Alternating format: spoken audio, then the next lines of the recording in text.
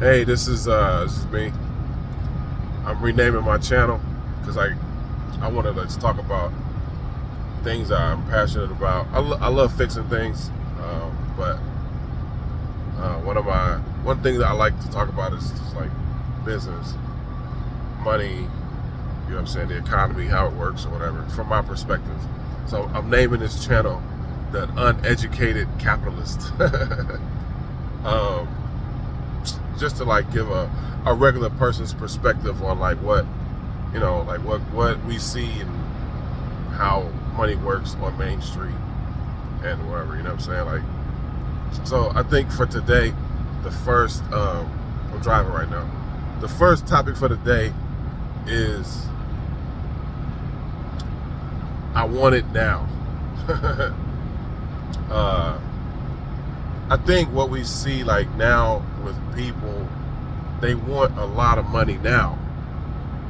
And I think it's a different like culture. I don't think in the past it was like that. I don't think people were so impatient about making money and I want all the money now. You know what I'm saying? I think just what we see like as far as culture, our culture has changed.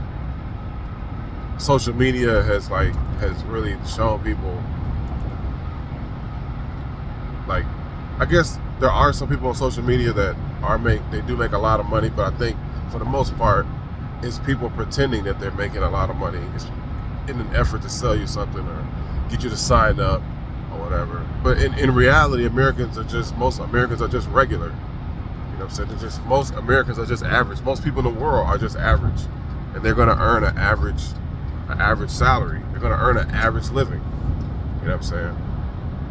That's just how it is. Most people are just average. But I think what changed in just American culture is two things. It was millennials. I'm a millennial. Millennials were exposed to technology and rap, hip hop. Rap and hip hop talked about fast money. You know what I'm saying? Like that's the theme of rap and hip hop. And I love rap, I love hip hop. But I think the theme of making money fast and making a lot of money, the average person going from an unknown person to having a lot of money in a short amount of time is one of the things that rap culture, you know what I'm saying, like talks about and glamorizes, whatever. And I think that, you know, since a lot of people like rap, a lot of people like hip hop, a lot of people like pop culture in general, then, you know what I'm saying, we all soak that up. But I think what really did it was tech entrepreneurs. You know what I'm saying? Like, if you're a millennial, then you lived through the late 90s and early 2000s where you would hear about someone starting a business in their garage and 2 or 3 years later, it's worth 400 million, 500 million. You know what I'm saying? Now, before the 90s, the average person had never even heard of $100 million, $50 million. Those numbers were unheard of. You know what? I'll add sports. Sports did it too, because along with sports, in the 90s, you had contracts become bigger because of broadcasting, like contracts, TV rights and stuff, bigger or whatever. But before the 90s, people did not walk around and just talk about $20 and $30 million. Average people had never heard of that amount of money. In the 80s, if you're a millennial or older, in the 80s, in the 90s, the biggest, richest person that you had heard of was Donald Trump. Trump was known as just a wealthy person, like in pop culture.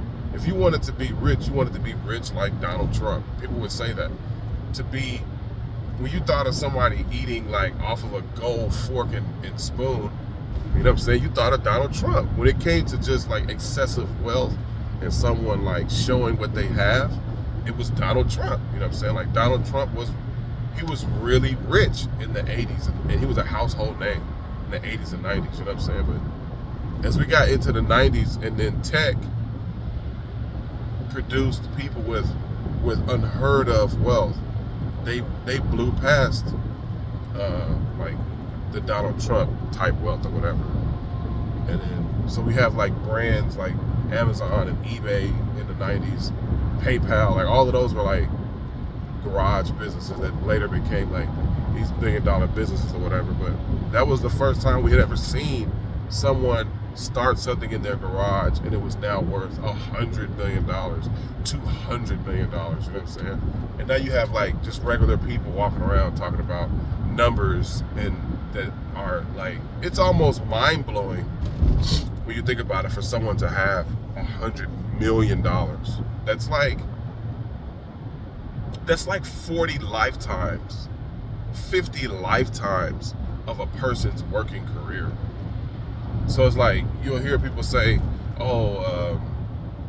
somebody, a sports player, an athlete, he only got a $30 million contract. You'll hear people say that, like, he only got $30 million. And it's like, dude, that's like 12 of your lifetimes of working. That's a lot of money. So, like, and of course we have social media that's like just pounds this money thing, like, and then the average person is just not gonna see that kind of money ever. I mean, you just to put in perspective, $30 million, you're talking about like maybe 10 or 12 or 13 of your family members working lifetimes combined when you're talking about $30 million. All right, just to put it, like, just to try to put it in something we can all understand or whatever. But like millennials, you know what I'm saying, and baby boomers have seen just regular. I mean, if you go back into the 40s and the 50s, to $100,000 was not even talked about. I mean, $100,000? No. A car was $3,000 brand new in like the 40s and the 50s. Even in the 60s, there were some cars that were still $3,000 brand new. So we're, as people living in 2024 in like first world countries, I guess, or whatever, we're talking, like, common people are talking about money that is obscene.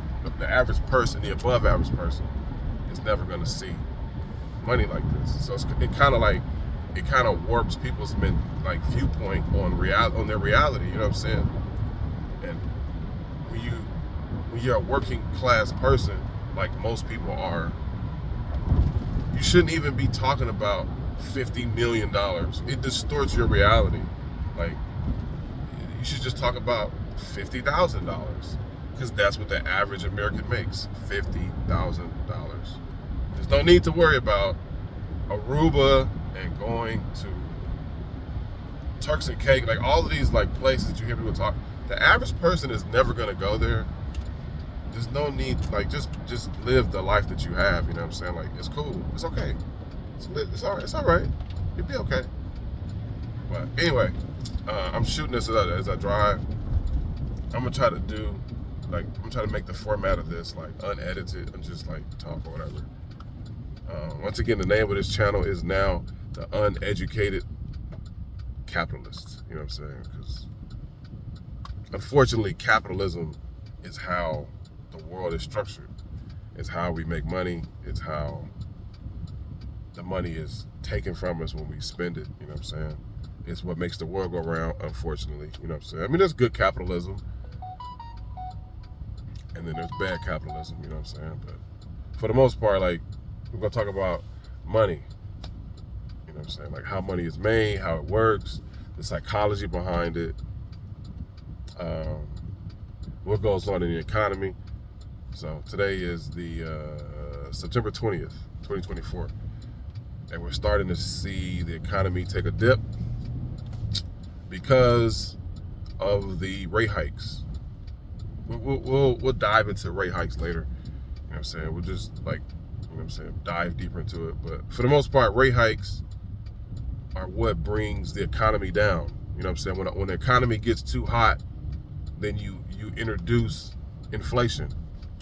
Inflation is nothing more than greed, really. You know what I'm saying? So as the economy is booming, there can be a supply and demand imbalance. You know what I'm saying? Where because everyone has money and spending money, then goods and services are at a premium because they're being stretched thin. You know what I'm saying? Sometimes the supply and demand is artificial. You know what I'm saying? There is no lack of supply sometimes there is no lack of supply during an economy boom. What happens is just greed. Okay, so sometimes like raw materials are stretched thin, so the price goes up. But a lot of times it's just greed. You know what I'm saying? It's just people or companies or corporations or whatever, industries taking advantage of it. You know what I'm saying?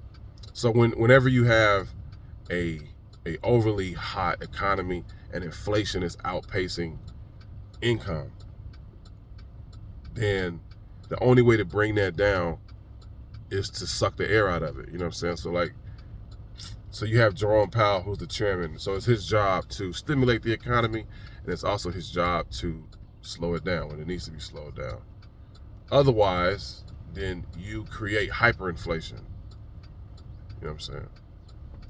So I'm sitting here waiting on this train on the way to work. So right now, we're starting to see the effects of raising interest rates, right? So the job of raising interest rates is like to turn on a vacuum, to suck all of the money out of the system, right? So you raise interest rates so that it makes people not spend. It makes people spend less. It makes people borrow less. And it pulls the money out of the system so that you create unemployment, unfortunately. You know what I'm saying? The only way to bring an economy down is to pull money out of the system. The only way to pull money out of the system is to create job loss. So when you create job loss, you limit the amount of people that are spending money, unfortunately. You know what I'm saying? And it takes a while for those rate hikes to be in effect. You know what I'm saying? It could take years. So the boom that you experience is because of what was done years ago. And the bust is what you feel because of what was done years ago. It takes a long time. And now, I guess they just announced a rate. They're going to lower rates or whatever, a couple percentage points or whatever. I didn't look at it. I didn't see what the exact number was. But by the time they lower rates, it's because the job is done for pulling the excess money out of the system. And that really is what signals that the economy is going to go bad, is when they start to lower rates. It's not to encourage spending in the beginning. It's because the rate hikes are starting to do their job. They start to lower the rates. Anyway, this is the first video. We're already at like 13 minutes or whatever. I hope y'all enjoy this content. It's going to be like a Main Street person, like really Main Street, really just a regular person trying to like understand what goes on around them. And as I understand it, I'll tell you. All right? Like, comment, subscribe. You know what I'm saying? Comment. I'll read them. I'll reply to them, whatever. I will do some repairs on this channel also, because I love fixing things. That's how this channel started. I only have like 300 subscribers or whatever. But if you like the content, let me know. You know what I'm saying? I do fix things. And I also like to talk about the things I see. All right? I'll see y'all on the next one.